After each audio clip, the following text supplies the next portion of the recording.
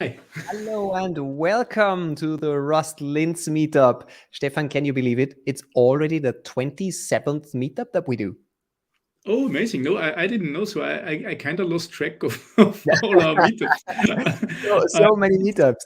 yeah, it's nice Yeah, that it has become a staple and that you meet every month, actually. So I really enjoy it. And yeah, cool. 27 already. Look at that. 27 already. So we are reaching the 30 level. Let's see how it goes.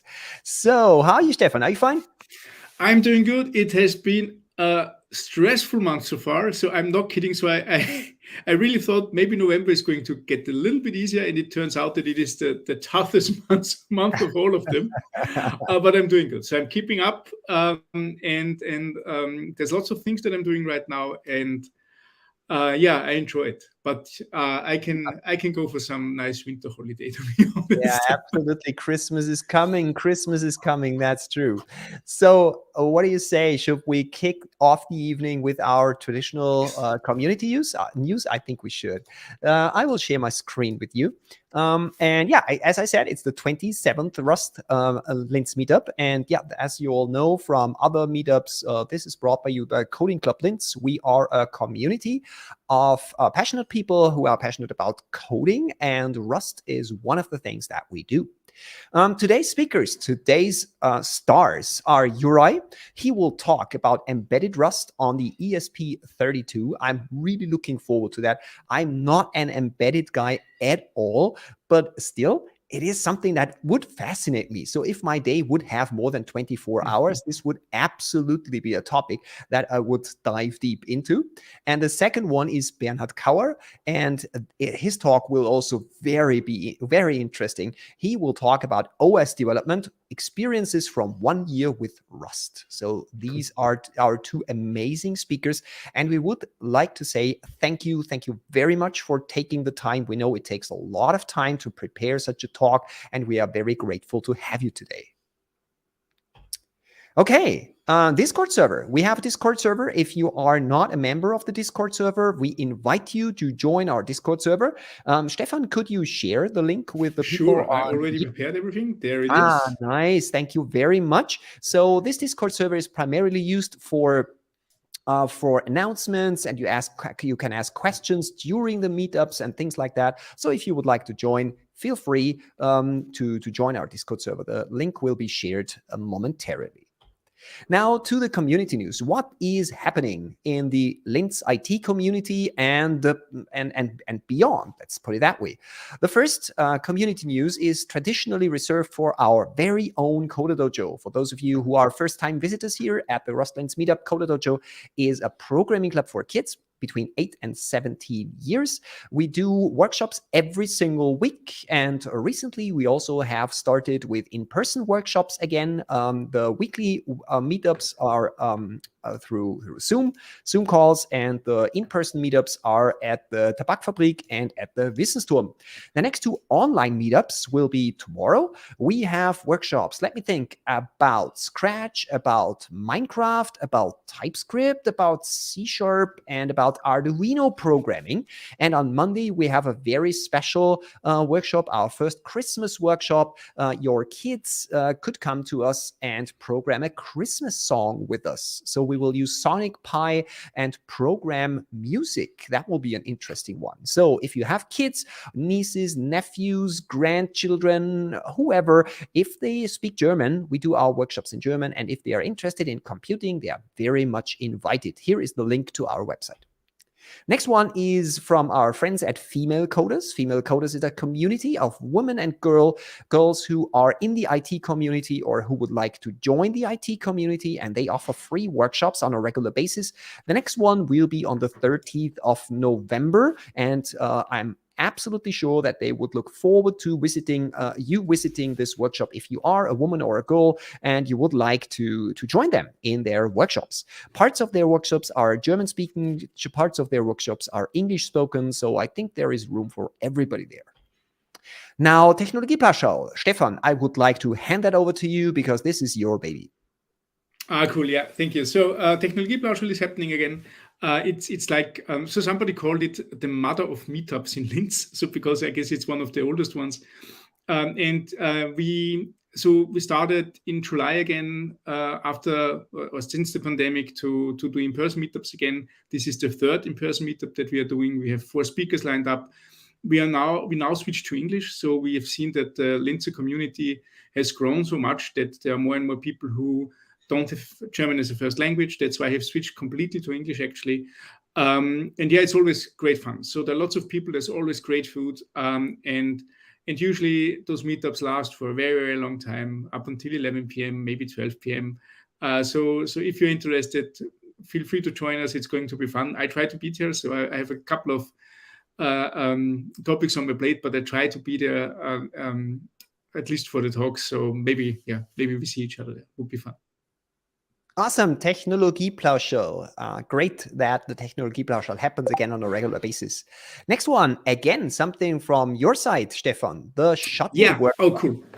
Yeah, so this is fun. So this happened this week, and I'm very excited about it because the folks from Shuttle reached out to me. They should be watching this right now. So hi, Ivan and folks. So they reached out to me for doing a workshop, Rust for JavaScript developers. It will be 3 hours. It will be me on Discord hacking an app. So we are converting an existing Express.js app into a Rust equivalent based on Axum. And while doing so, while we stay with that familiar ground of an Express.js app, we learn about the basic concepts like ownership, borrowing, how to deal with concurrency. We're trying to scratch everything on the surface just enough that you know what you're dealing with when you start with Rust, that you know where to continue from there, and also that you can understand the benefits, but also the trade-offs of doing an application with Rust. And we go from scaffolding it with Cargo New up to deploying it on Shuttle so that you can actually use this app together. It's going to be a little real-time chat based on WebSockets. I'm really excited about this because I have a great demo in mind that we're going to do together. And I really look forward to have lots of interactions. So it will be on Discord. You can chat with us. You can. So we try to do something like open mic, that if you have a question, that you can just actually talk with us and not just listen. It's free. It is for 3 hours from 5 p.m. to 8 p.m. Central European time, so that you also, if you are from the States, can join us there. And yeah, so please come see us, have fun with us. It will be on their Discord. You can either use the type form or just hang out on Discord with us. It's going to be fun. Awesome. I think this is a great idea for a workshop. A lot of people are thinking about getting into Rust, and they ask themselves, is it worthwhile? Is it worth the time investing? And I think such a workshop is a great first step to get a feel how it feels like, how it looks like, and a great foundation to decide whether one should invest more time. Great idea. Really, really great. Next one is an open source conference, the FOSDEM 23. And it's quite amazing and quite exciting that there will be a Rust dev room again. And they are currently open for submissions. So, Stefan, I think you have a little bit more information about that. Do you? Yeah. So I actually honestly think of going there, even no matter if I speak or not, because I've seen FOSDEM from afar for a very, very long time. It's an open source conference with a ton of people, and it's completely free of charge. So it's at the university in Brussels, I think on a Saturday, and I guess over the entire weekend, on different topics. All around software development and open source software development. And Martin Junghans reached out to us over Discord because they're organizing a dev room. They're looking for speakers. There's a really good chance that that you can propose an idea and speak at the event. They're also looking for in-person speakers, but also virtual speakers. So if you have an idea that you want to present virtually, I guess they then record your video and play it live. And everybody in the community is excited about that. So when I reach out to my Rust folks on Twitter or Mastodon, because we are on Mastodon now, people really, really want to be there. And so yeah, I really think I might have a short weekend trip to Brussels. pretty soon. That sounds awesome. That sounds awesome. And with that, we come to our last point of today's community news, and then we are going to start with our first session. The last one is it's a commercial event, but we have a treat for you. Sorry, you can win a ticket at our meetup today. Stefan and I will do a Rust camp. It's in German, so it's not in English. It's in German from the 5th to the 7th of December. It's done by German Entwicklerakademie.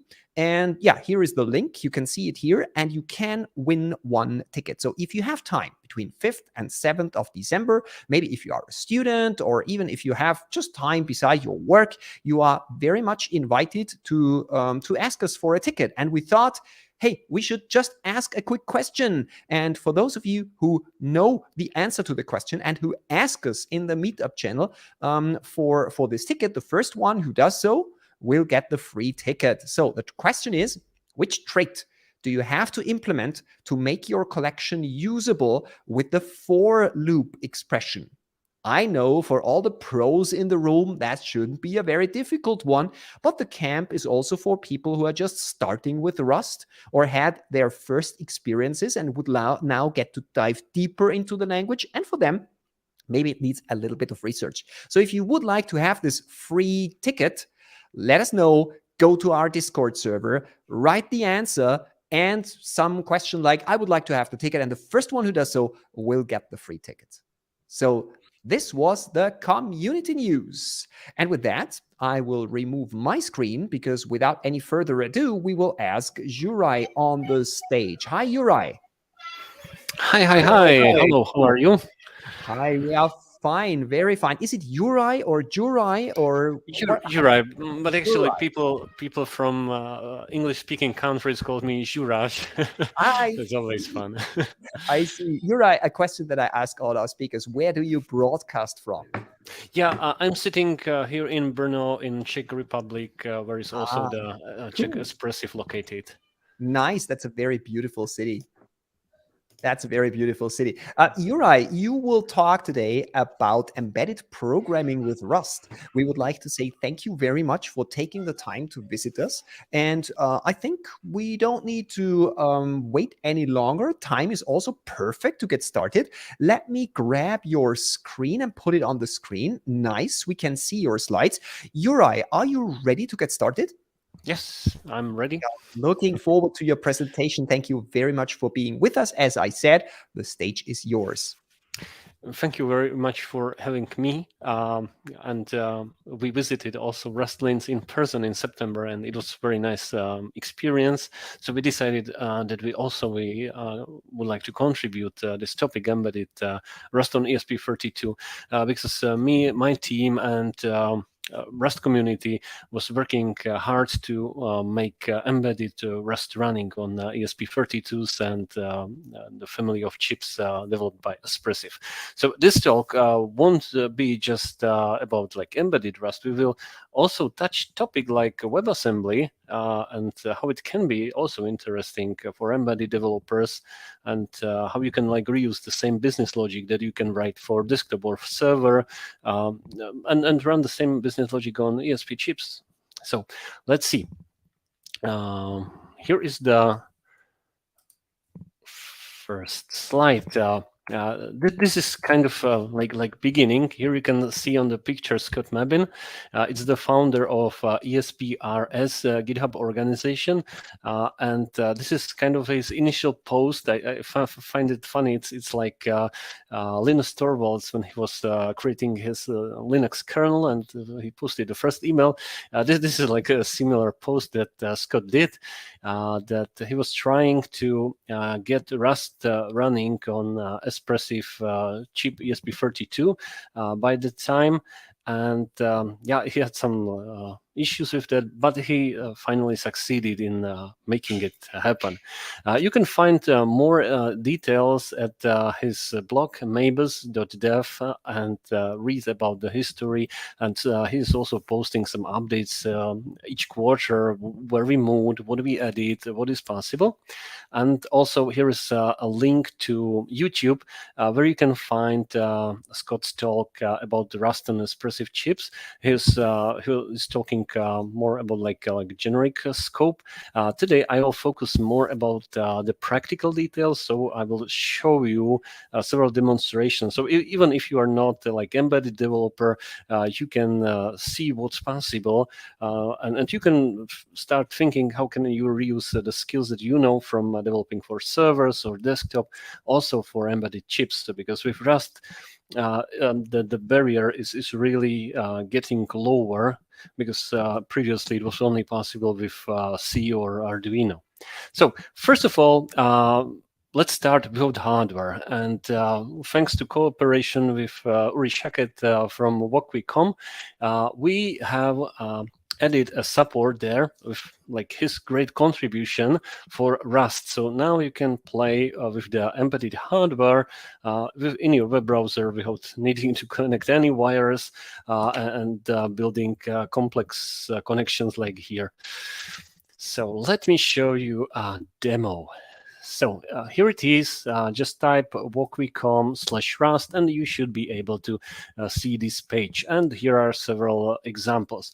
You may know this page also with the Arduino examples and MicroPython and CircuitPython. If you remove the /Rust, you will get a list of other examples. So let's start. Let's select this ESP32 no STD example. Yeah. So and now let's see what is here.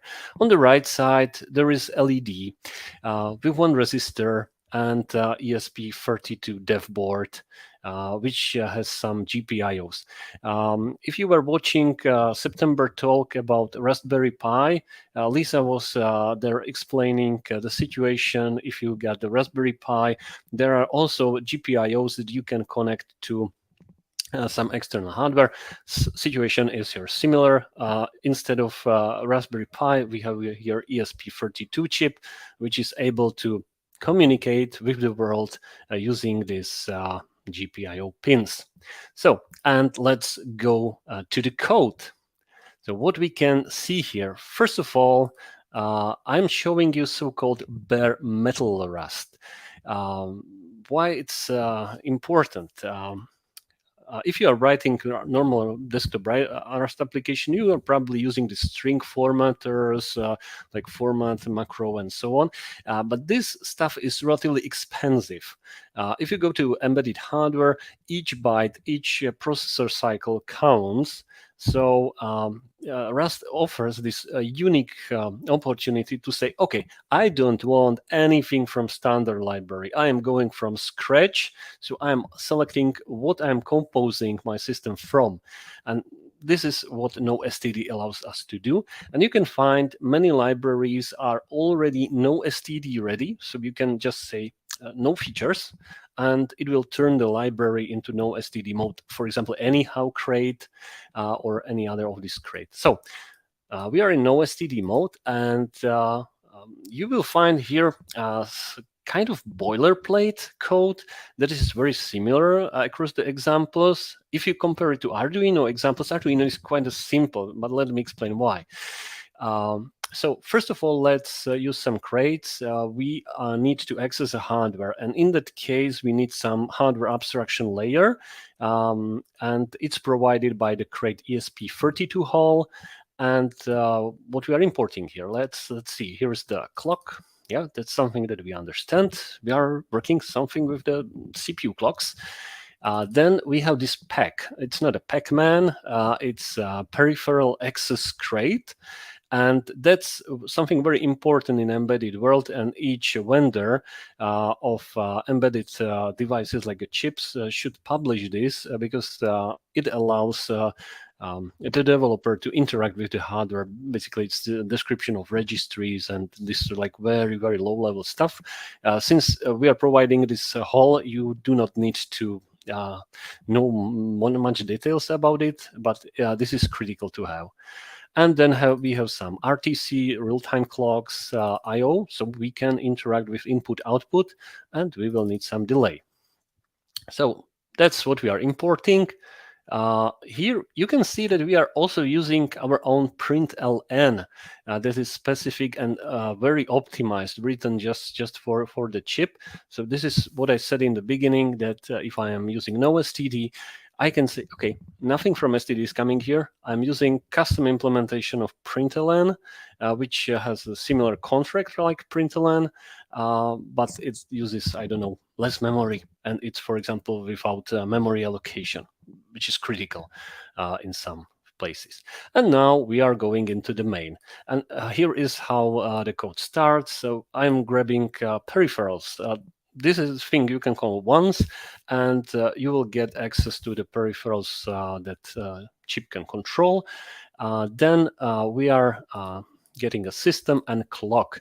Here I can set the CPU frequency because most of these chips allows you to choose from different clock frequencies by different clock divider. This is important because the higher frequency, the more energy intensive is the computation. So you will burn more energy. The results will be faster. But if you're operating on battery, it's better to tune down the clock, for example, to like 80 megahertz or something like that. If you need more CPU power, you can boost it to 240 if chip allows it. Okay, now here is a small dance with the watchdogs, VDT.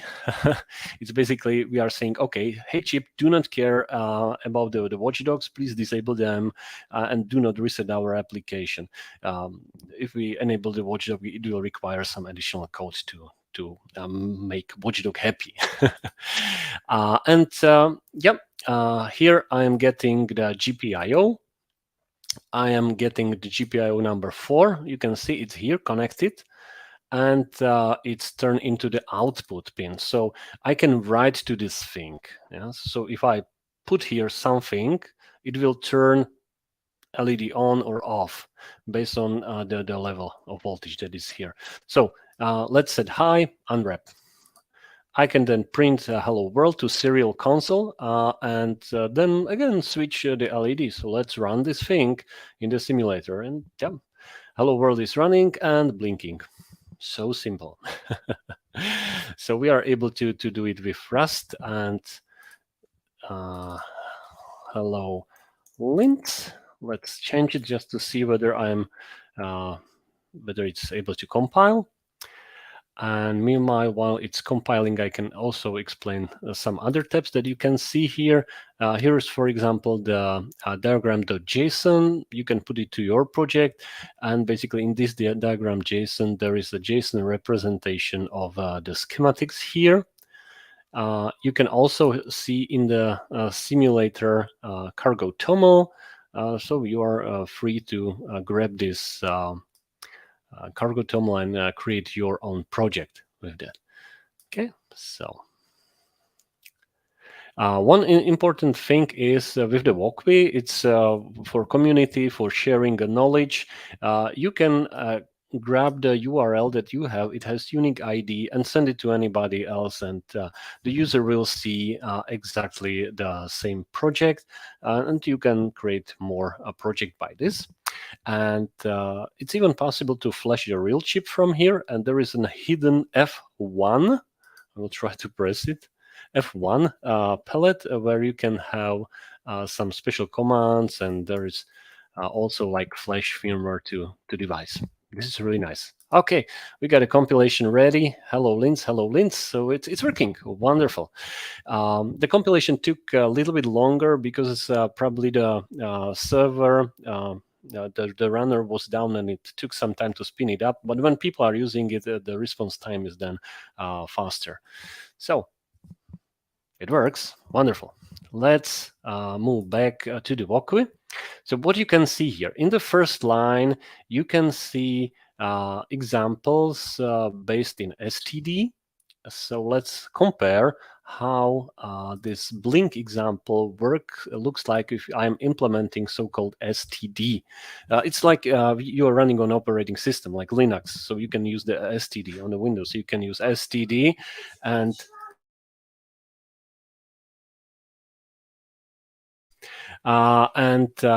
here you can see this STD. Basically, in case of ESP chips, we are using ESP IDF framework, which is written in C, and Rust application is running on top of this operating system. So that's another option. Okay, so you can select.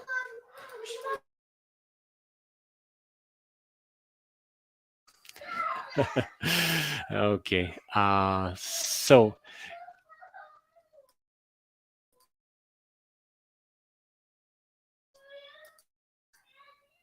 okay, please, Rainer, I need a small technical break, just 1 minute. There is an issue here. I will be back in a second. You're right. That's absolutely no problem. We fully understand that. You're not the only one with kids. I think especially Stefan can relate to this situation. I don't have kids, but I have cats. And when I do a talk at, let's say, 4:30 in the afternoon, then I can't record anything because they will jump on my desk and they will demand some food and things like that. Recently, I created a video, and in this video, people after the video recording, and I played it on YouTube, people were saying, "Hey, I hear the cats shouting." So absolutely no problem. Yura, are you back? Oh, And I'm back. are your children well? Didn't Yes, anything bad happen? Yeah, they just were not able to watch the fairy tale, so I had to turn That's it a on. catastrophe, and it has to be solved immediately. I fully Yes, understand. yes. Okay, Otherwise, if you are ready, hey, go on. It's super interesting. By the way, I love what I've seen so far, and I see that other people are doing so. So okay, so back to the show. Thank you very much for handling this situation. So we got this STD approach, and this allows us to leverage the functions which are provided from ESP-IDF. I will speak about it later. So let's see what are the other examples here. Let me pick, for example, this one with the metrics. And this is really cool because here you can see the scrolling text. You can see how the hardware is connected to the chip. You can see that there's like not many wires and the thing is moving. And the really nice thing is from the source code perspective that, for example, this Max driver that is here for displaying the content is what was written even before we started with this example. So we were able to reuse the code from this crate and call it directly because there is already no STD implementation. So this is very nice. So if somebody wrote it for PC or Raspberry Pi, you can grab the same crate and run it on ESPs. And this is really like very nice. Okay, so hello Linz, let's try it. Let's try the small update here. Here you can see that it's also possible, for example, to call unsafe functions if you need to do so. So it's like a classical Rust like you can do on desktop. With the bare metal, you just control everything that is going into the mix. So here are some other examples. You can play with it. And let me go back to the slides. You can find all the source code related to Walkwi at github.com/Walkwi.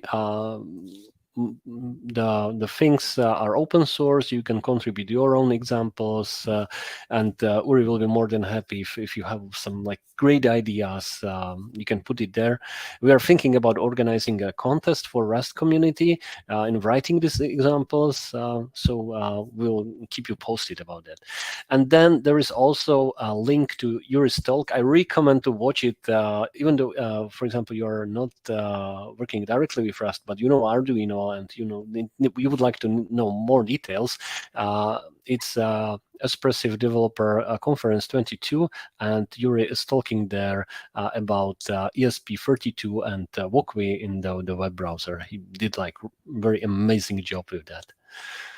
So. And about the operating system integrations, I already mentioned the bare metal. That was the first part. I was showing, okay, now we are going like bare metal, and we don't want any bloat from operating system. But that comes with a cost. And that means that all drivers that you need for working with peripherals must be ready, and it's not always the case. So if we go to github.com SPRS organization and look for ESP Hall, which is implementing the bare metal thing, here in issues, you can find one pinned issue which tracks current state of supported peripherals. And if you are playing with embedded hardware, probably this abbreviation like DEC, DMA, GPIO, I2C, and I2S will tell you something. And you can see that some of them are implemented and some of them are still missing. So if you are into the bare metal and you would like to help us and the community, we are looking for contributors who would like to solve support for, I don't know, TWA or UHC1. Regarding the Wi-Fi, we have support. There is ESP Wi-Fi project, so you can also use the bare metal with Wi-Fi. It's kind of beta stage because, yeah, it's bare metal, so we have to do everything from scratch.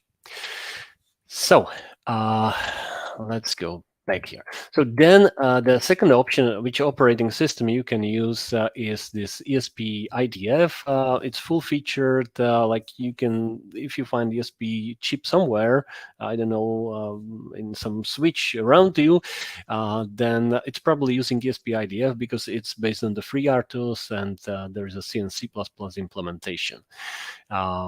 Then for people who would like to be like not so vendor locked in, there is another option to use Zephyr for operating system, and Zephyr is very nice because it allows you to run the Rust application on top of it.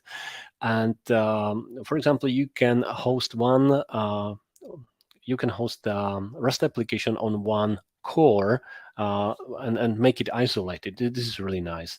And similar for NATEX. NATEX is more like Linux-ish operating system. You get the notion of /dev, and you will get a shell, and this is really nice. So you can also use this operating system. But this is more for like the kernel developers. If you need to know something about the kernels to work with this thing. But definitely there are use cases for that. One important thing is that Espressive is publishing also SVD files, which are then used for generating peripheral access crates to access the hardware. So, I will mention here the product Espressive.com. Just let me show you quickly what it is. It's a product selector, so if you need a special chip with special parameters, you can filter it here. You can say, okay, I need 12 GPIOs.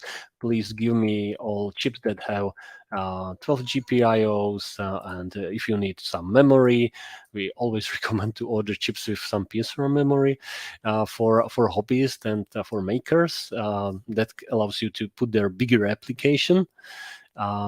Because for example, if you are hosting embedded web server, it makes sense, and you can do some filtering here. Here is even the legendary 8266.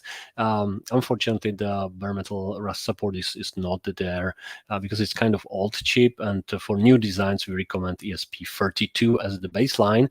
If you are going for something which is like a really computing intensive, the S3 is the choice because it is like bigger and has more performance to it. So now to the development, and we have many options how to develop for Espressif chips. First of all, you can use the local development, for, I don't know, desktop. We have this ESP app install. It's a tool for Mac, Linux, Windows, even the Mac M1. You just run the ESP app install. It bootstrap whole environment, including the Rust app, and set up all the tool chain, download libclang for you, and many other stuff. So that's relatively easy. If you prefer developing in the local container, there is a nice integration with Podman, Docker, or Lima. So you can use just the VS Code remote, and in the remote container you can develop. Or we have also the support for cloud development using Gitput.io or Codespaces. And we did talk about this in one talk during developer conference. Here's the link again. So, and now let's explore how to work with it. Let's create a project. So let's pull the terminal. How to start with cargo new. Cargo. Generate. So if I go to the ESP-RS, here you can find several repos. There is like ESP template. This is for bare metal. This is for working with IDF. So let's go for the bare metal implementation. I just copy this command, and now I can run the cargo generate, and the just, as we know, SP example. It's asking whether I would like to include also the VS Code files. If I include it, then the VS Code is then automatically able to pick it up and run it in remote container or something like that. And now it's asking about the chip, let's say ESP32. And let's generate the project, ESP example. And let me plug here some ESP32. Okay, and build and flash the thing. So yeah, ESP32 is connected, and cargo ESP flash always build with a release because debug is quite big, and you will increase the flash time. And we can pass there also the monitor option, which will flash and monitor the thing. Now I can pick the peripheral, and yeah, it's fetching everything. The compilation is running. The same thing as if we are building for desktop. And at the end, it should link everything and flash it to ESP32. Yeah, the flashing process is here. Yeah, relatively quickly with the bare metal since it's smaller, and the chip started. It was powered on, and chip is alive. Okay, so that's example how to start, and let's do something more. I have here another chip or another board with the same chip. This ESP body. There's just a few buttons and LCD screen. And let's see some other examples that we have here. ESP body. 32 body RS example. Cargo ESP flash release monitor. Okay, and select. relatively quickly. And maybe you should see something once it's rebooted. Yes, and there it is. Hello, Rust. Wonderful. And since we are in Rust, we can leverage the examples feature, and in the directory examples, we have other examples. So example, and let's say car. Okay, you can see it's reusing the build process, the build artifacts, and soon we should have a moving car on the screen. Yes, yes, yes, it's rolling, it's trolleybus. Nice. Okay, so then what we also recommend to people when they would like to start is to look directly at the ESP Hall projects. And in this ESP Hall, let's see, for example, C-Free, ESP C-Free Hall, ESP32 C-Free, which is RISC architecture. The architecture that I showed you here is Extensa. And the one that is being more and more popular these days are chips with RISC-V architecture because of price and the power consumption, which is very important for battery-operated solutions. So let's go and let's try to see which examples are provided here. And let's choose Hello RGB example. Cargo ESP flash release example hello RGB, and yeah, monitor just to see whether it's running. And now yeah, I need to add more features here, smart LED, because now we will be blinking with a smart LED, which is confusing many people. It's not a LED. Let's see, it's a smart LED, so it has multiple colors. So it's multiple LEDs in one, and yes, it was flashed, and now you can see colorful LED that is changing. And this algorithm is implemented in Rust. So let's see how this is done. Example, hello RGB.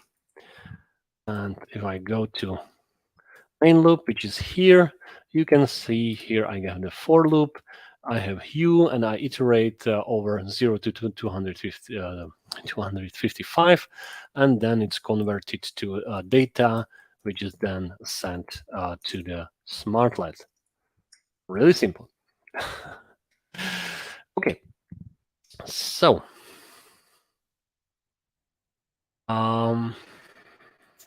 so that was what I was showing. Then let me show you another example with the S3 box.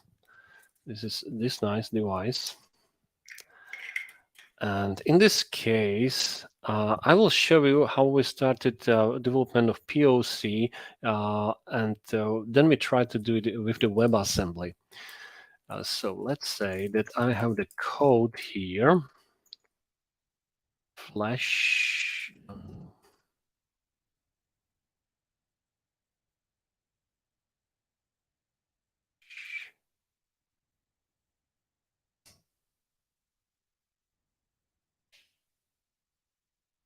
So I'm searching for this line.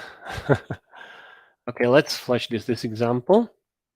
And this this box has a display, and there is also an IMU unit with the accelerometer. So if there is a small ghost, if I tip it, it will go down based on the accelerometer values. So maybe I can reset it. Yeah, so that's not good, Maze. Yeah, here. If I tilt it, it should move. Yeah, it's moving based on the gravity and value of accelerometer. So this is originally Rust bare metal that we wrote, and then we find out that this embedded graphics, which is kind of a standard for writing in Rust for graphical applications, and it's possible to run it with WebAssembly. So let me show you how it's can be done with the WebAssembly. So sharing the same code, I'm now using npm run serve. This is scaffolding around it. The npm is then calling the cargo to build the similar thing, but not for Extensa or RISC-V target, but for WebAssembly. And if I go to localhost 80, I can see it here. So the same thing that I was running on the chip, thanks to the Rust, I am running in the web browser. So, and now here I can connect, for example, arrows as the sensors for motion. So yeah, this is nice. This is working.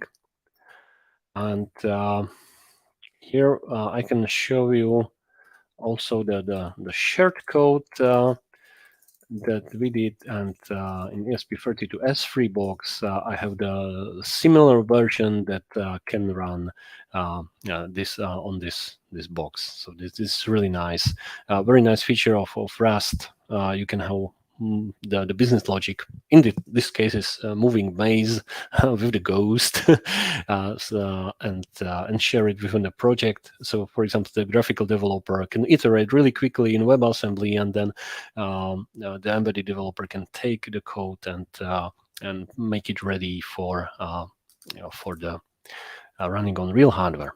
So really big advantage of having Rust.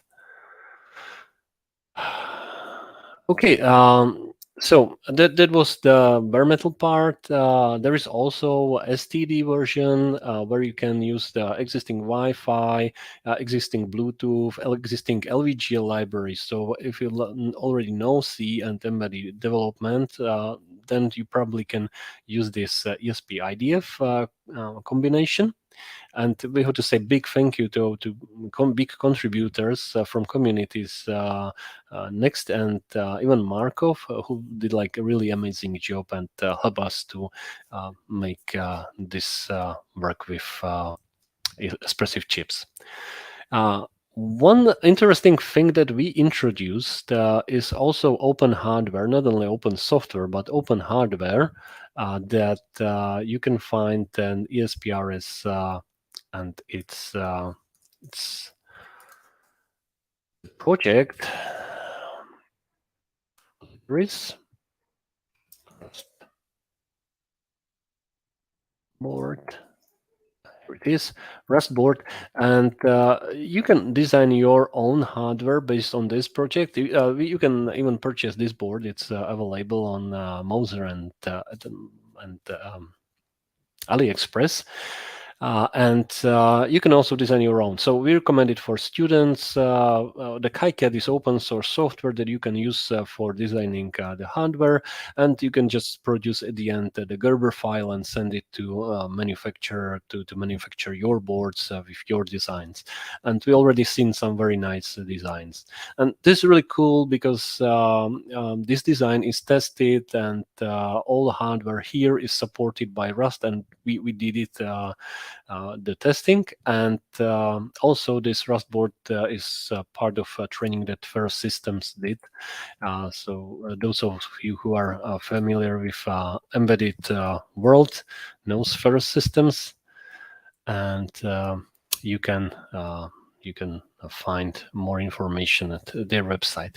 So we have regular, regarding our community, we have this regular community meeting. You can find us at github.com/ESPRS, and at the Rust discussions, we are posting updates and topics for discussion.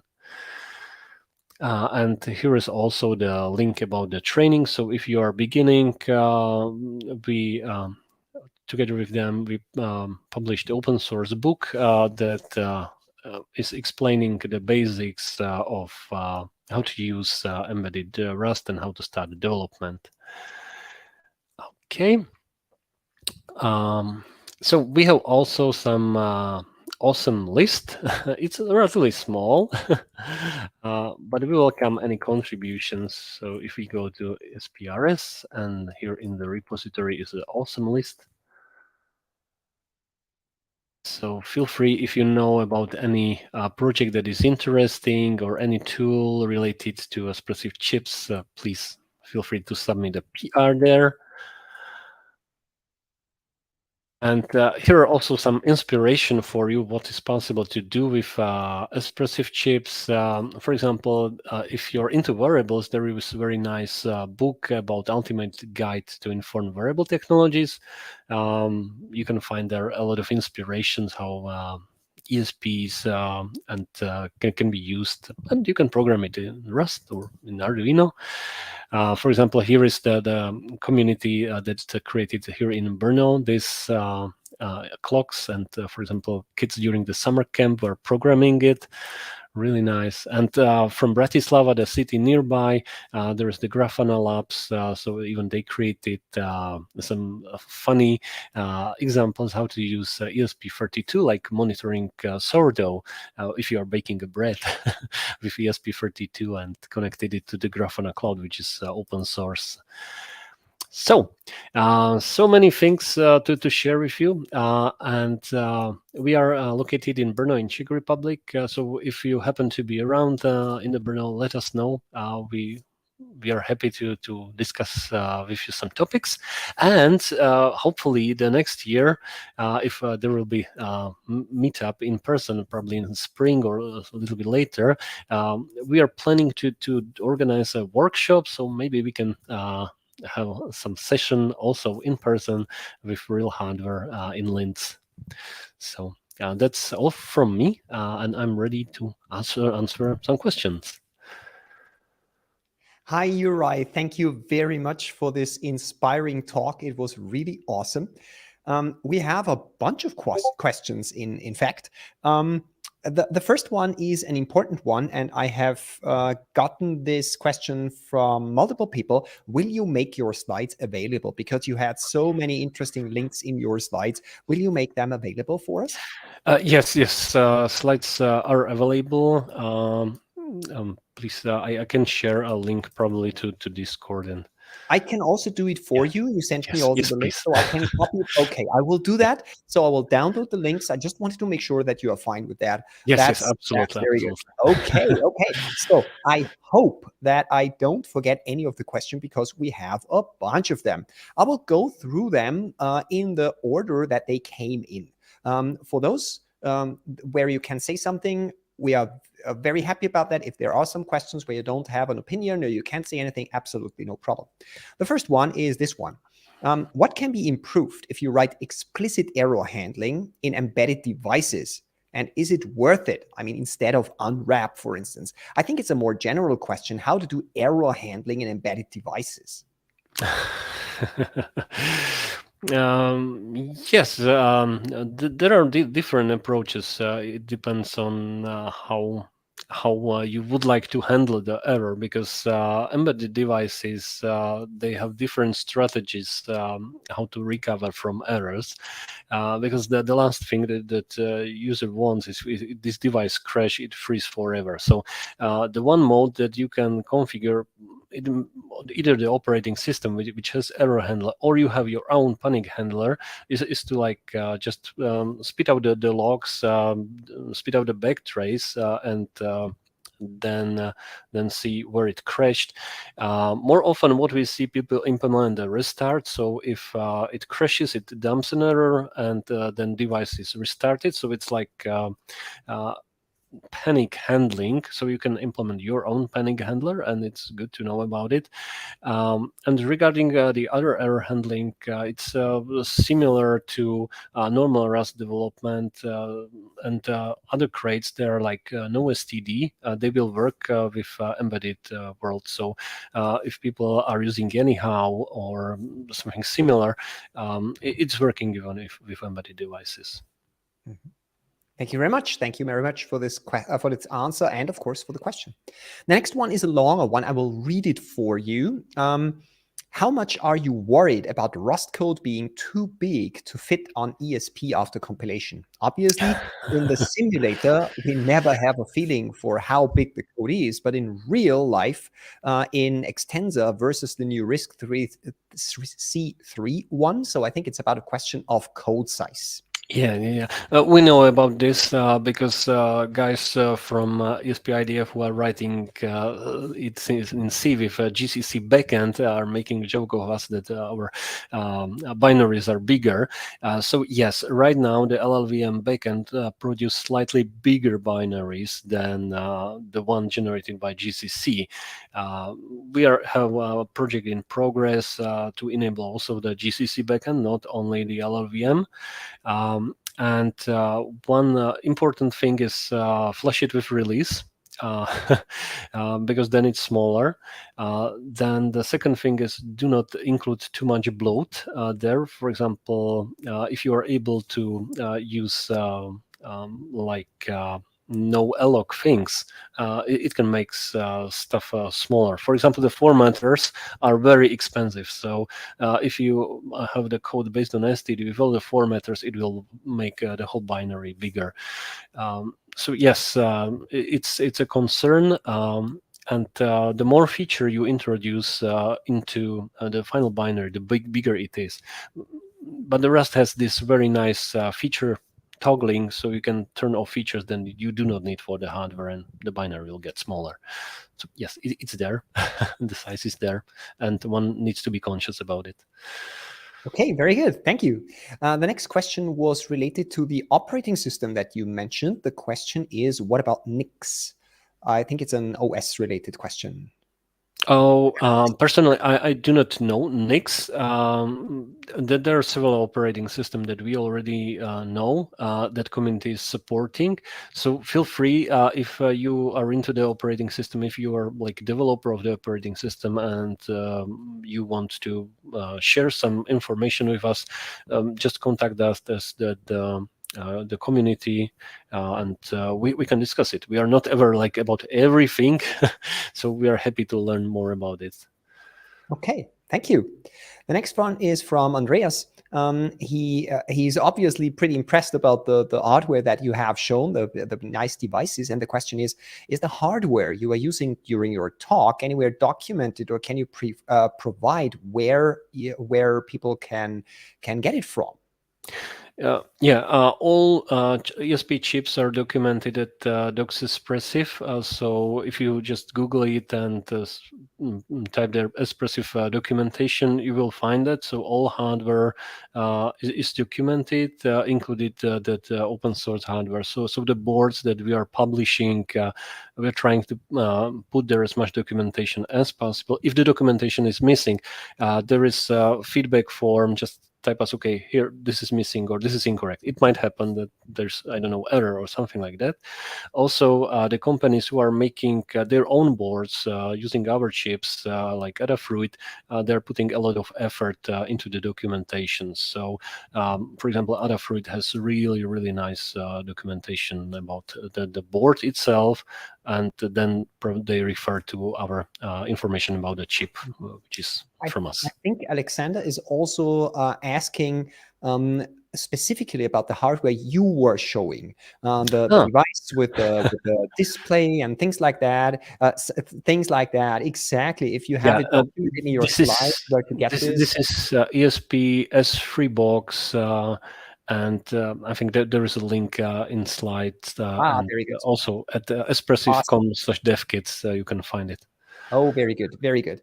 There is another question from Andreas. I will just take it here. Are there any devices you know available that can handle encryption well and can contain secure memory? Question is in regard to hardware signing encryption. Yes, our chips has accelerators for cryptography. Right now in bare metal, I think we do not have the accelerator implementation, so to speak.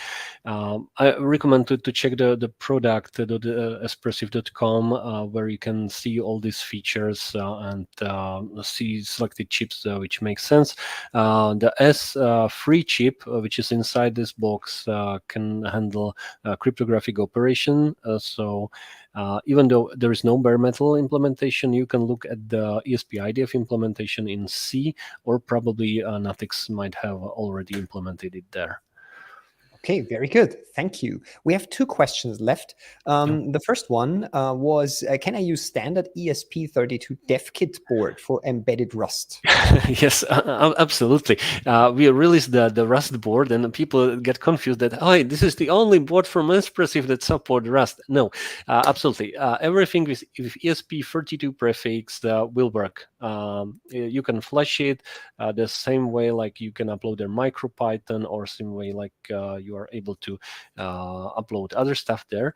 So everything ESP32 something is working. Especially we'll be releasing some new chips, and we are trying to keep with the latest releases and release the whole as soon as possible. So when the chip hits the market, we're trying to have the Rust layer ready, so you can just switch the whole to different one, and it should work for you.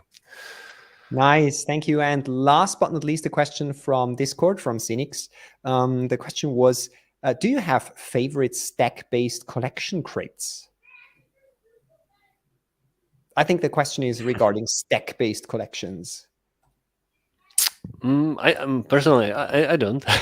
Okay, that's fair. So That's fair. That's perfectly fair. Okay. we are trying, all the mentality that we have here is trying to do the open source development and make the software so that people can choose whatever is suitable for them. So if somebody likes the stuff that is done in the bare metal way, feel free. Here are the tools. If you like something that is more closer and leveraging the operating system, feel free. Here is also the support. Okay, thank you very much. So you're right. You see, there was a lot of interest to your questions, and people at home who watched the presentation, hey, go into the comment field now and send your clap or thumb up emoji to give a virtual round of applause for Juraj. Juraj, thank you very much for your presentation. We are so much looking forward to seeing you in Linz again in person. Thank you for taking the time. And I think this was a very interesting 3/4 of an hour. And I'm pretty sure that people will rewatch or watch the recording afterwards. Thank you so much for being Thank here. you very much. I see the thank you messages popping up. Nice to start with ESP, and again, clap emojis. So yeah, people loved your talk. Thank you, Juraj. Wonderful. Enjoy the rest of the evening, and hopefully we will see each other in the near future. Thank you very much. I'm looking forward to seeing you. Thank you. Bye. Bye-bye. And with that, Juraj now gone, we have our second speaker, Bernhard. Can I ask you to the stage? Hello, Bernhard. Hello. Hi. What do you think? Wasn't that an awesome talk from Juraj? That was great. Yeah, absolutely. Low-level embedded stuff. It's always nice to fascinating. hear about that. Absolutely. Yeah. Bernhard, I always ask our guest speakers where they broadcast from. Where are you located? I'm currently located in our office in the Sony Center in Berlin. In Berlin, nice. So we have Brno, we have Berlin, and we have Linz. So we are quite international crowd today. Bernhard, we are very much looking forward to your talk. It sounds super interesting. You have gathered over the year a bunch of interesting experiences about Rust, and we would love to hear about it. Are you ready to get started? I'm ready.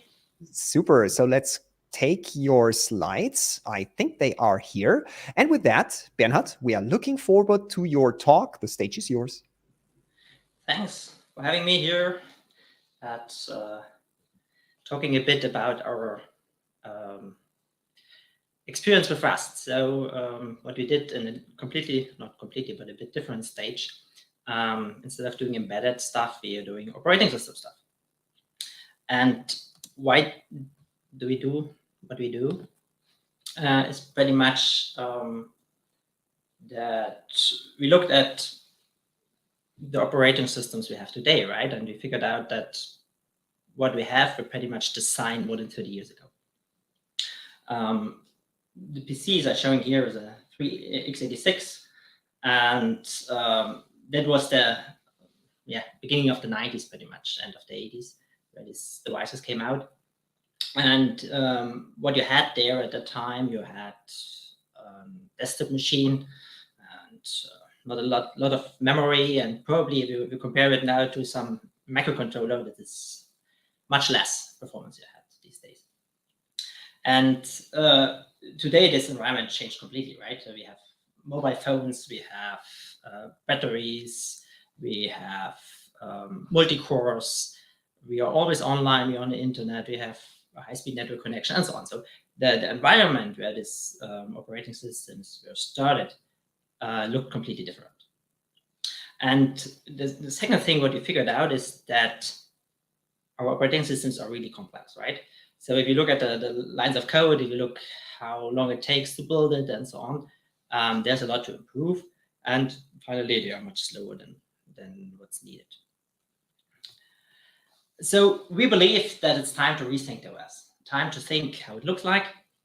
And this gives us the opportunities to fix the architecture, right? So if you start from building a new OS, then we can pretty much do everything what you want to like, and we can modernize the APIs, so we don't have to go back to what was right in the 70s when Unix was defined, or we don't have to do the very same APIs that people did in the 80s.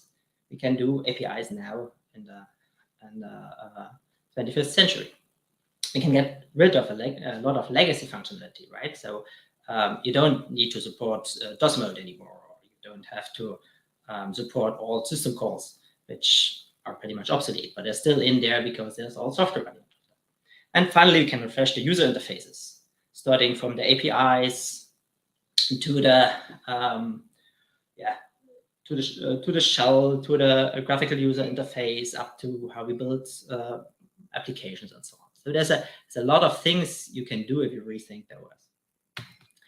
So therefore, a year ago, we started the Incari OS project, and we started from scratch. So we simply said, we don't want to improve on existing systems. We start with a blank sheet.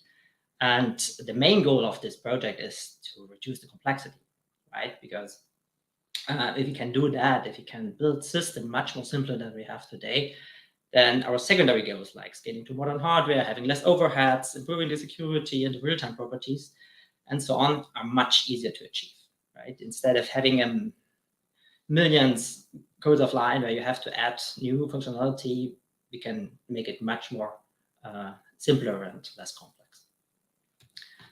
So the question we had as we started the project was pretty much which programming language to use, right? And for us, a year ago, it was a little bit a tough question because we didn't know what we know now. Today, you have the latest answers. You just could believe Mark Rusinov, which is CTO of Microsoft Azure, which said it's time to halt starting any new project in C and C++, and instead use Rust.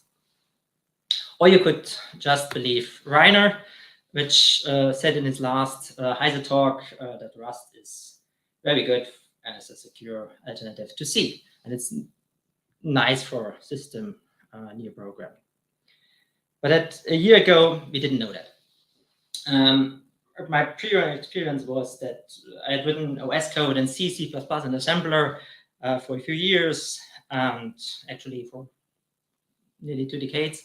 And I even coded in dozen other languages. For my PhD, I even invented my own minimal systems programming language.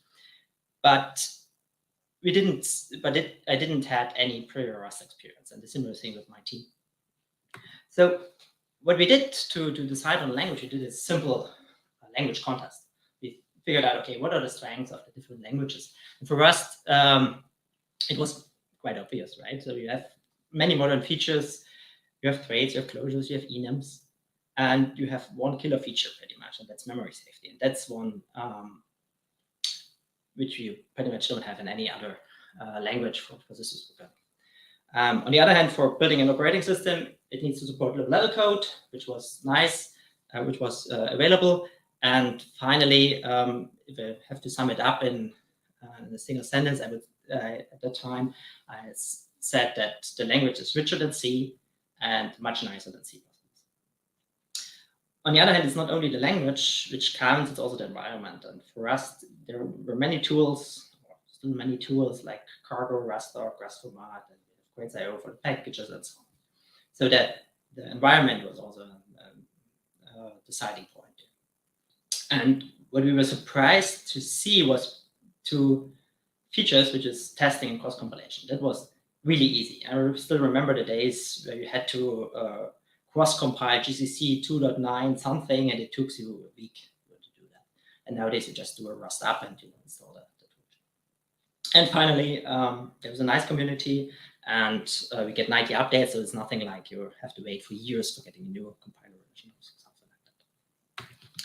So what I want to talk about in this,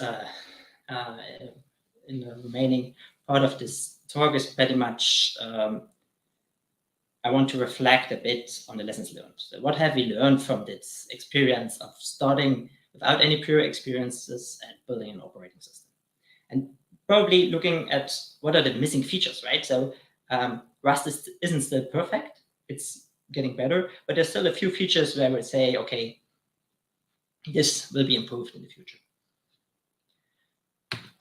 So let's start with the modern features. So first of all, there's a learning curve. So if you start programming Rust, the Rust code looks like C, right? You do the very same thing you would do in C. You do the very same APIs. You do the very same static variables and all kind of stuff. And what you do then, you gradually adopting more and more Rust features. As you learn more things, your code gets much better. Which means you have to rewrite existing code. You can't just program it and forget it. After a few months, you have to look back and say, okay, this I can do much better. And it's quite nice if you look at the, or explain this, if you look at traits as abstraction layer. If you start, you use it just as for using existing APIs. So you implement something like core format, right? And you have these kind of features there. In the next step, you try to use traits for reusing codes across structs. So we have a trait called MMIO access, which allows our drivers to have the very same boilerplate code for accessing MMIO registers to be shared between them. In the third step, you're making your structs compatible. So they have a drop-in replacement of the same class of drivers. So you have an interface for UARTs, which are different drivers for, and if you use one, then you can pretty much use all of them at the same place. And finally, what we figured out is that we can use traits for unifying code across architectures. So we have a paging implementation, which is abstracted away the definition of the page table format, and it gets a unique interface for all architectures. So pretty much you start simple and you gradually increasing your knowledge of the system and making more complex use of the features. So there are a lot of features in the language, which gives you simpler code. So most notably are the iterators, which makes the code really clean and allows you to use operations with them. Like you can map, you can have a position inside them and filter stuff and so on. And it's actually mandatory because in the beginning we don't have any heap, right? So we can't simply allocate dynamic memory. If you want to process entries in a list or something like that, and they are converted on the fly, then the iterator is the right abstraction to use. Similar things like closures, which are really nice because they can really shorten your code. And if it's something that you have pretty much you do want to reuse or having a callback, something like that, then the closure is the right thing to do. Similar thing with error handling. The option the result is really nice that you have this question mark operator. It shortcuts all the error checking, and it makes this nested kind of stuff where you're calling a function, you have to look for the error code and then give it for the next layer of calls and then check for the error code again. It makes it really nice and clean if you know which types are, and if you have some idea on the similar type at least. And finally, there's this drop trait, which is really nice in an operating system because you can be sure that if something goes wrong, your resources are freed. So if you look, for instance, in the Linux code, then you have sometimes these go-to statements at the end of the function. If something goes wrong, then I have to make sure which of the initialization already happened. And if it has happened, I have to jump to the right place and then have to free all the resources, which is really ugly code because it's not maintainable. And if you forgot something, then pretty much leak resources. With the drop date, this kind of code is pretty much gone. Now, what about the memory safety, right? So the first step is the slices. They're really helpful because you don't have to check the length. It's done automatically. And on the other hand, it reduces the number of parameters to a function, which is a small benefit you have there. The borrow checker is a little bit more difficult. So learning the rules, learning how to cope with them takes time. So it's nothing you can do in a few hours. But what do you feel after a year pretty much is that in the beginning you start to design around it, and you make sure that the borrow checker doesn't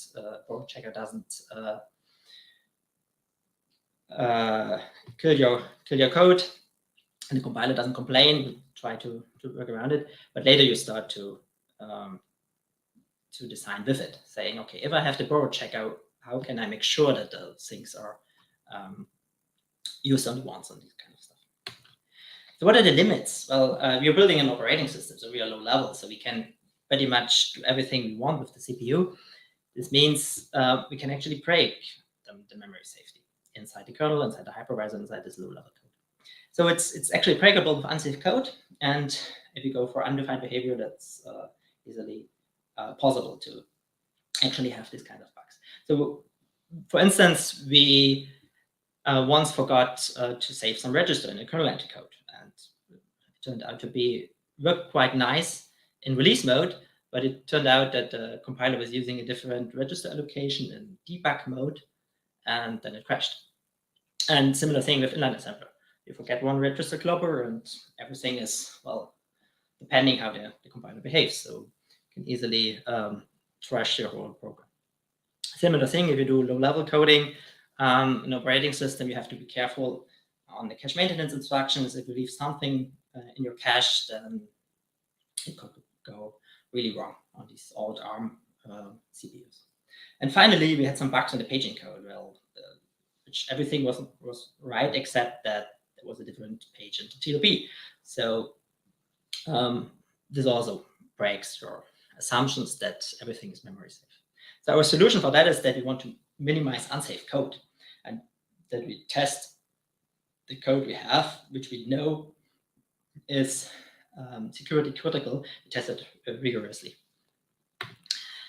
So what about assembly? So assembly is pretty much the difference between, at least from a coding point of view, between the kernel and the application, right? So you need assembly. You need assembly to access special CPU state. You need assembly to access CPU registers and for all these low-level things.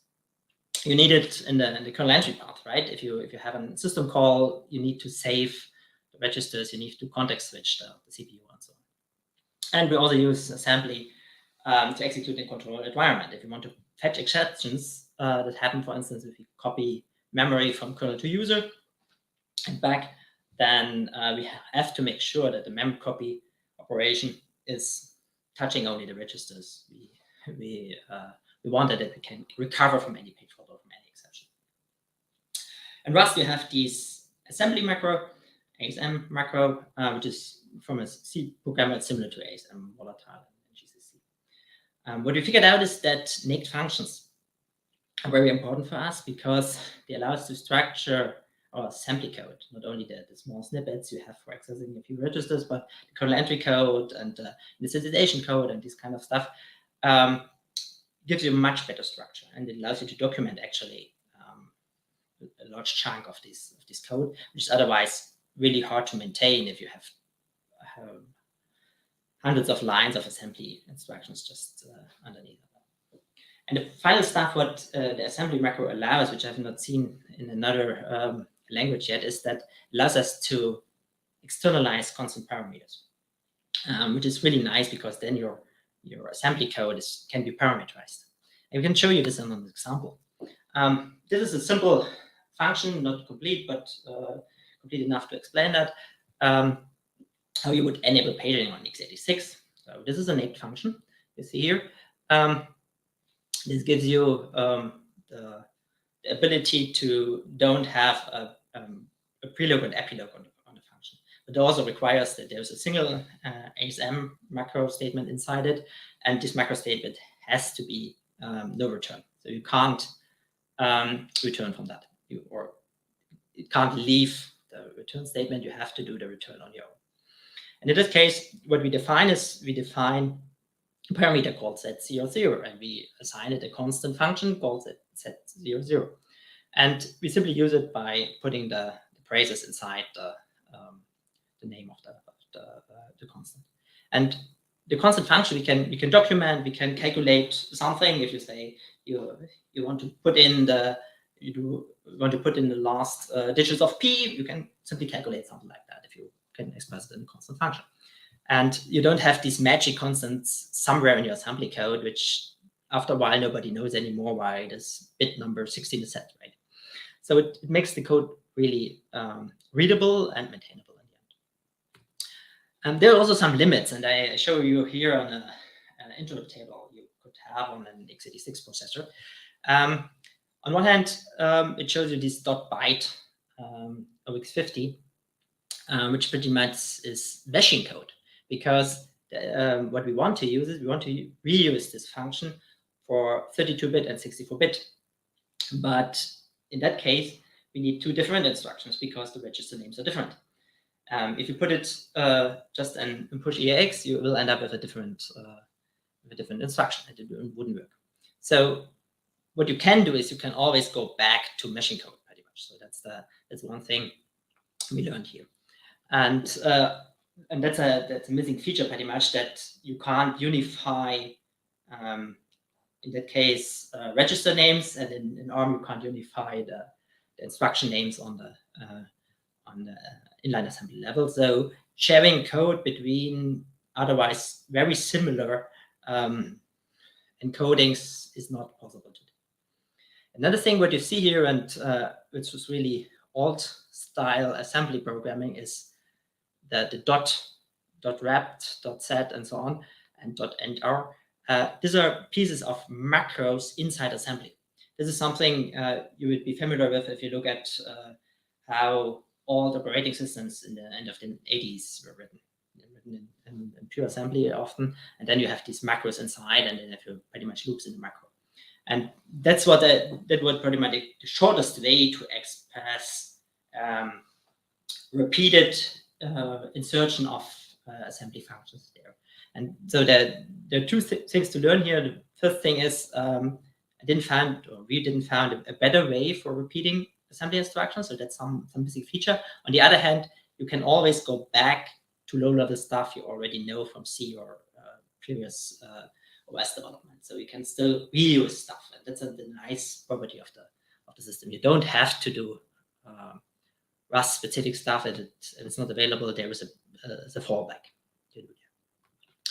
So that was about the language, and now I want to talk a little bit about testing, because testing is really important for us, because we are building the code on our own. So we are humans, we make bugs, and finding these bugs early is less costly in the end, right? You don't want to produce 10,000 lines of code without any tests. So this is something which we can do with Rust much easier than we did before.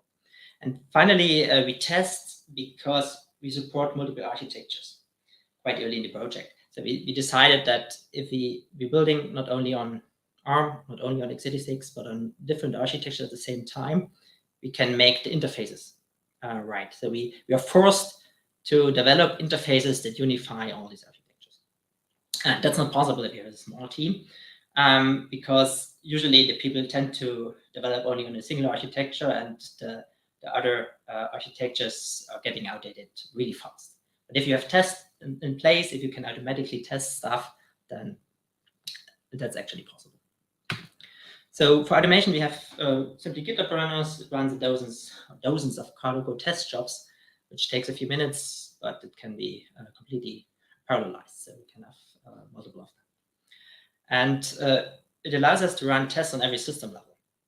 So not only for the kernel, not only for the applications, not only for something unit tests also, but on all levels, we can have different kinds of tests. And finally, it produces the documentation for us and some coverage reports, so we can make sure how far we are in our test efforts. So what are the limits of this testing? Well, one limit is that normal unit tests, that's what you do with cargo test, only work on their host. So they are compiled for the host system. They run on your host system, and everything is fine normally. But if you do targeting multiple architectures, then probably just testing for x86, 64 the data structures is probably not sufficient. And on the other hand, it misses all this architecture-specific code, right? So usually to distinguish between x86 code and, say, in the case ARM64 code, you do some config options, you do some barrier or guard here. And if you just do unit tests there, all this code is ignored. And finally, it misses the differences between 32-bit and 64-bit. So what we did is pretty much we figured out that, okay, we actually can run inside our unit tests inside a cross-compiled Linux environment. So you can specify the target for the cargo test, and you can pretty much have a cross-compiled installed Rust toolchain, and it compiles the code for a Linux environment. To do that, you have to install, of course, the Rust compiler. You have to install a special linker because normally it uses GCC for linking, and that's not available. And you have to specify a special environment variable so that this linker is used. But the trick is not, on the one hand, not on the compiling, but more on the how you execute that stuff. Because now you have an ARM64 binary. What do you do with that? And there's a nice thing which is called QEMU user bin format, which allows you to transparently execute these binaries on top of your x86 machine, right? So it executes the binaries, and all system calls done by these binaries are translated to the host system. So that's really nice because you don't have to do or provide any additional script, boot up a virtual machine, or this kind of stuff. The QEMU user bin format does it for you. So now we have cross-compiled unit tests, which is quite really nice, and it also found a few bugs. Another feature we have are integration tests, which are really easy if you use custom test frameworks, which is a feature of Rust. And so you annotate your test functions with test case, and you can run them for any layer. We can use it on the user level, on the application level. We can use it in the kernel and in our hypervisor. And what we do there is we execute a lot of test cases. In the end, we report an error code. And we do it inside QEMU, so we have to get the error code out. And there's an easy part, which is on ARM. We have semi-hosting, a feature which allows you to pretty much return the exit code to the host. And on x86, you have something called debug port, a feature of QEMU, which allows you the same thing. With this integration test, with this custom test frameworks, we found a lot of bugs. So, for instance, we found out that we initialized the CPU not correctly, so the kernel were able to override read-only user memory. So now we have a test in place that you boot the kernel and he tries to access user memory, and it should be a page fault. And you catch the page fault, and if the page fault is catched, then the test succeeds. And similarly, we forgot an initialization of some kernel data structure, so we can now test whether the data structure is correctly initialized.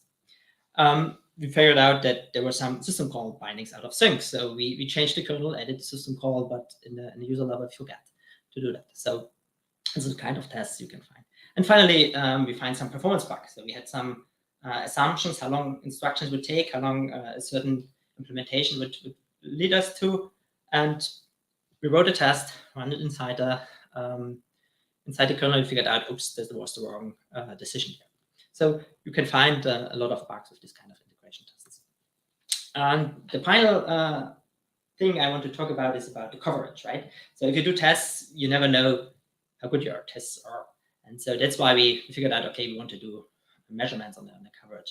The problem is that the existing tools were not able to work on all targets, right? So they were mostly for x86, there were a few ones for ARM, but what we wanted to have is we wanted to have one coverage for all our architectures.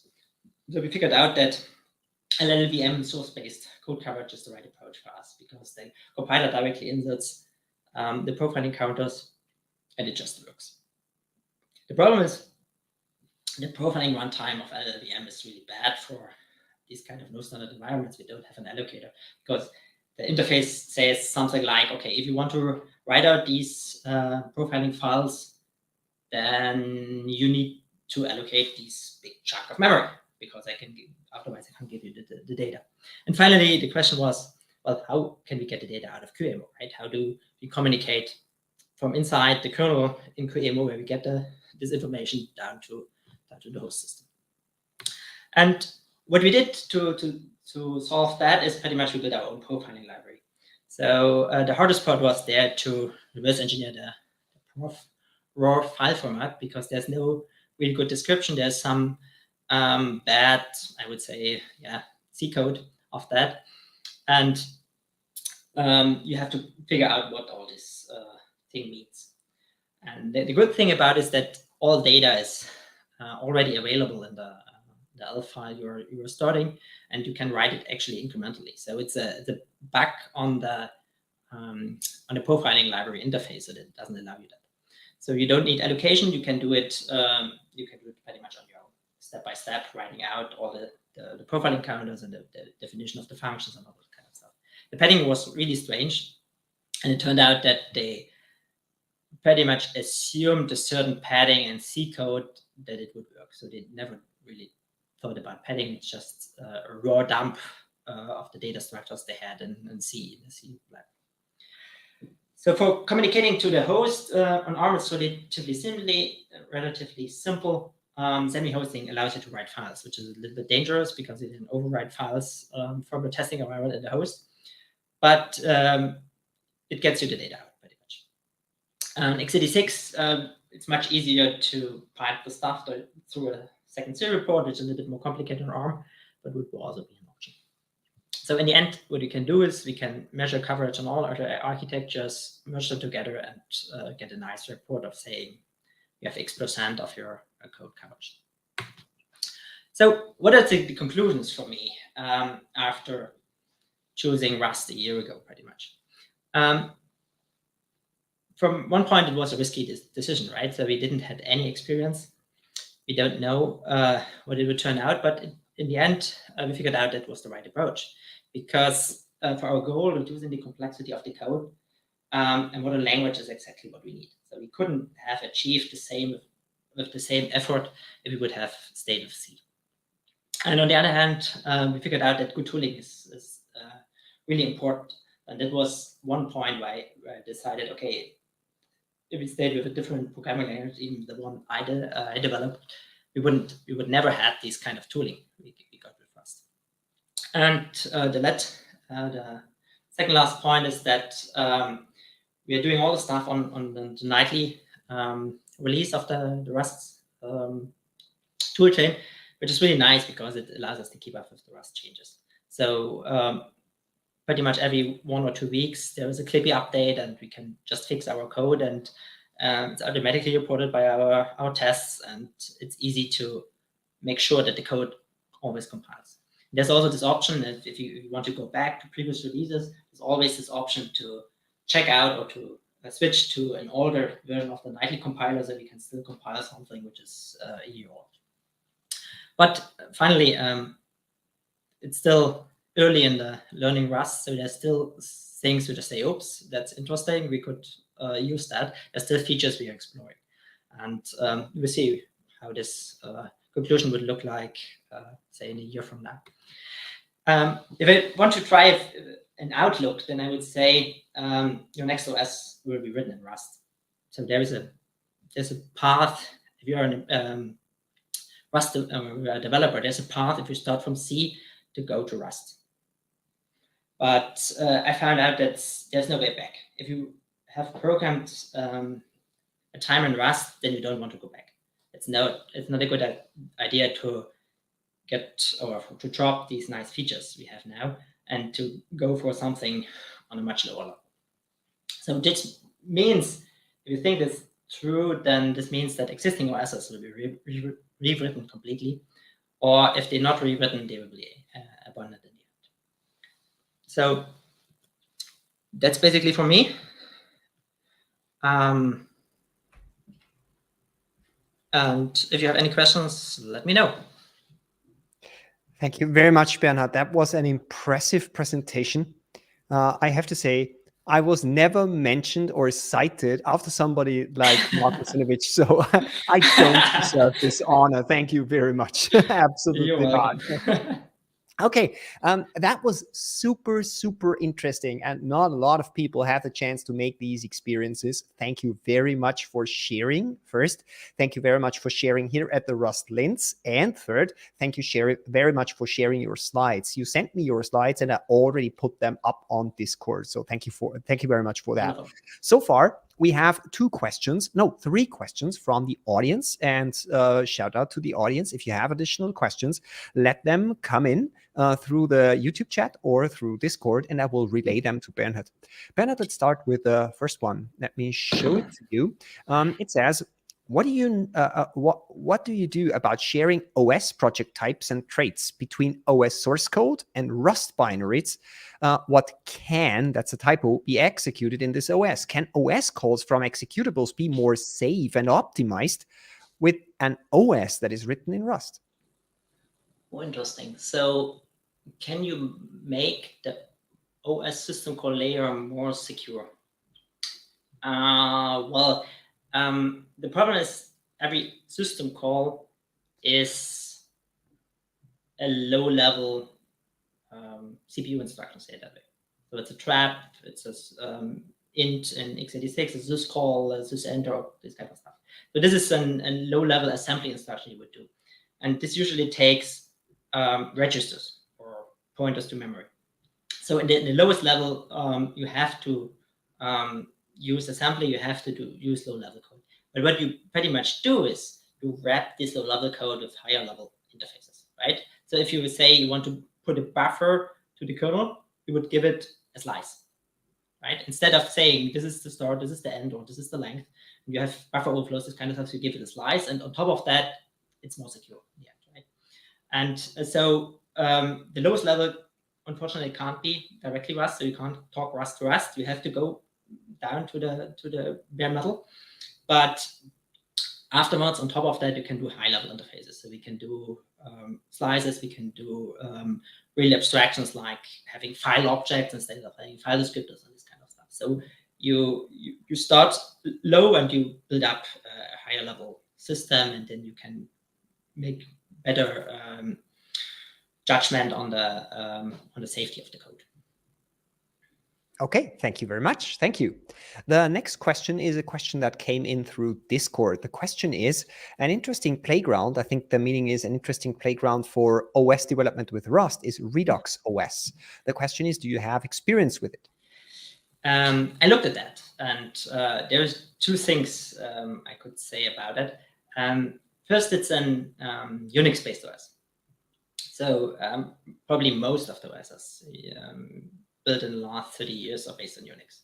And the problem is if you choose a Unix-based OS, you end up with having Linux in the end, right? So that is the system call interface and how the objects are, and then we have a file descriptor, that have a fork, pretty much defines how the OS looks like. You can do it a little bit different, but in the end, it's a Unix, Linux or Unix clone what you build. And what I wanted to have is pretty much to have the freedom to change this kind of stuff. So what if the operating system doesn't provide you fork? How does the system look like? What if the operating system is, in our case, a microkernel, doesn't provide you files? So how do you communicate them with each other if you don't have a pipe, or you have then only message parsing, all this kind of stuff? So we don't aim to be POSIX or Linux compatible. That's one thing. So that's why it's different. On the other hand, what I learned from Redux OS was to be really careful on the external crates you're using. So I looked at that, and it was simply overwhelming. From my connection a year ago, it was something like some 200 crates they're importing. And if you do that, you never know where your source code comes from. You never know what it is you have inside that. So if you want to reduce the complexity, you can't simply say, oh, I have this nice implementation of something and I reuse it there, because it trickles down, and then you end up pretty much importing any good Rust crate on the internet, right? So that's a careful stuff we wanted to avoid. So if we referencing external crates, then we are very careful to have a limited impact and to know what's in there, so that you don't end up with this thing I would call dependency hell, right? Super interesting answer. Thank you very much. Thank you. The next question that we got in is a question regarding the ASM macro. You can write some specific architecture ASM instructions in the ASM macro, but how can you automatically check what instruction is supported by some standard or processor architecture or using some API? Can you say something about that? Okay, so there are different things to this answer. On one hand, the assembly instructions usually are one-to-one. There's a one-to-one corresponds to machine code. So the assembler is really dumb in that sense. So it takes these words and translates it to some bytes. And these machine codes are specific to the CPU architecture. You can't do anything about it, right? If you have a move REX instruction to something, then that's x86 code. So you can't execute that on an ESP32, right? And so that's the thing which is architect or CPU specific. On the other hand, what you probably want to have is these extra features, something like, okay, this is an x86 CPU, but it has now supports SSE, or it supports AVX, or additional options in the CPU. And for that, you have some macro config option which tells you, okay, please use this piece of code if you're running on these newest CPUs, and use the other code if you're running on less helpful or older CPUs which don't have these features. We have some fallback code. So on one hand, assembly instructions, they are CPU specific. On the other hand, you have some help with these additional optional features. Okay, I think the last question that we got in goes into the exactly the same direction. Is there a minimal abstraction layer for all the different hardware? How difficult is it to solve the differences between things like x86, ARM, RISC-V, and so on? They have pretty large differences, don't they? They have, indeed. And that's exactly what we're doing with a microkernel, right? In the end, I mean, we have to abstract the way, because the application developer doesn't want to say how to allocate memory, and it doesn't want to solve all these problems anymore. So in our architecture, we have these kind of abstractions there, and usually you end up with having an abstraction inside the kernel, which say, okay, this provides you kernel memory, this provides you access to hardware resources, and this kind of stuff. And then you end up to repeat a similar thing in the user level, where you say, these are my system calls, and they are the same, right? So if you look at Linux, the read and write system calls are on every architecture, right? So it abstracts away the differences. From an implementation point of view, you will go a bit deeper and say, okay, can I find an interface, and I did this for paging, which abstracts away the paging thing, right?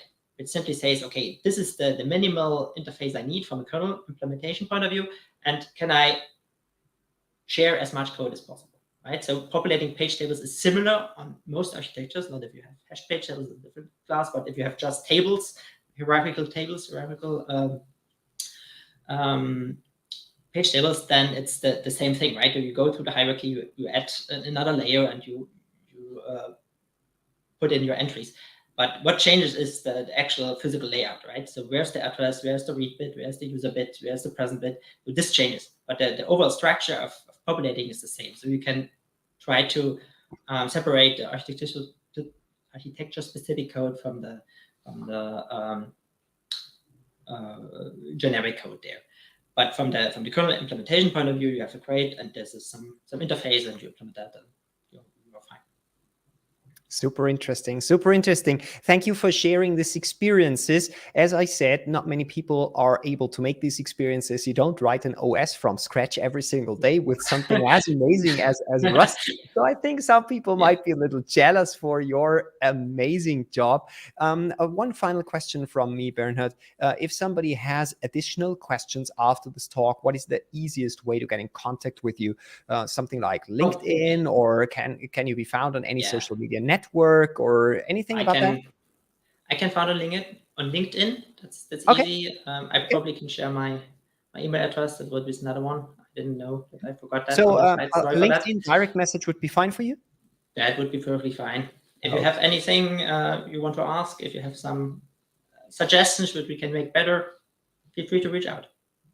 Very good, very good. Thank you for being with us. I think it was your first visit to Rust Linz. Right. If you have additional projects or things that you would like to share, please come back in the future. We always like to have speakers like you or maybe others, members of your team, who tell us and share their experiences with about exciting projects with Rust. So thank you for visiting Linz virtually today. Greetings to Berlin. Enjoy the rest of the evening and have a beautiful evening. Thank you. Thank you. Goodbye, Bernhard. Yeah, goodbye. I see thanks coming up in the chat. So I think we had two amazing speakers today. Today was a meetup that we dedicated very much to low-level stuff. We have heard about Rust embedded. We have heard about Rust on the ESP. We have heard about building OSs with Rust. And I hope you enjoyed this month's Rust Linz meetup.